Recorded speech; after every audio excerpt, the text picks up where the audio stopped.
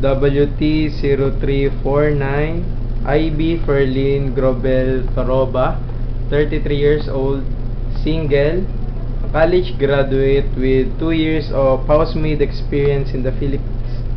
Miss IB, tell me something about yourself.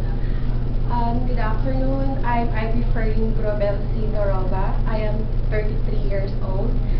I am a single parent. My son just turned 3 years old last March 28, 2012. I am a very hardworking person with a long patience and responsible. Okay.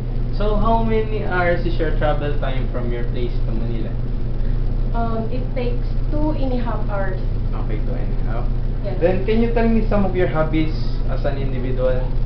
Yeah, I have many hobbies like reading books, cycling because I am in the bikers. I have my bikers association Okay. and swimming.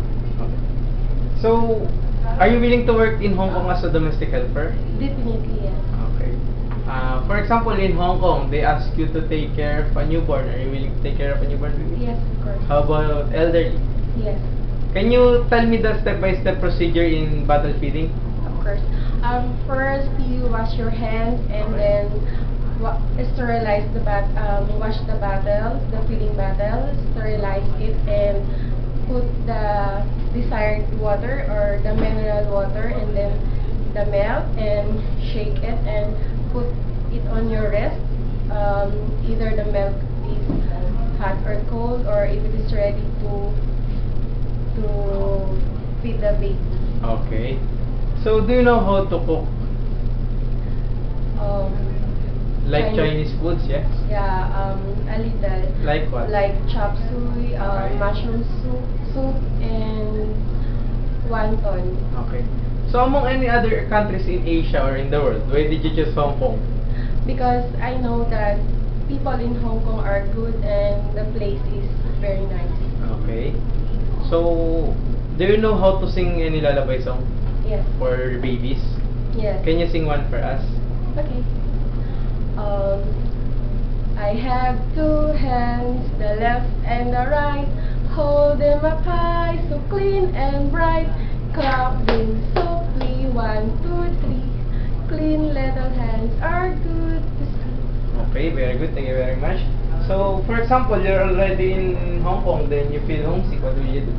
I will make myself busy and just just to think the purpose of working in Hong Kong, that I want to give I want to support my baby and my family. Okay. So, for example, you're already in Hong Kong. What could you teach the children that you will take care of?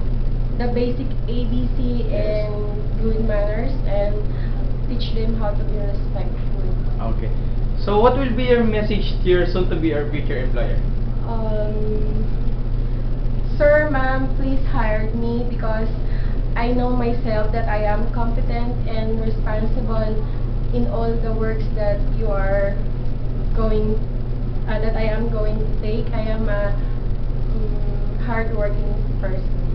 Okay, thank you very much, Miss Ivy.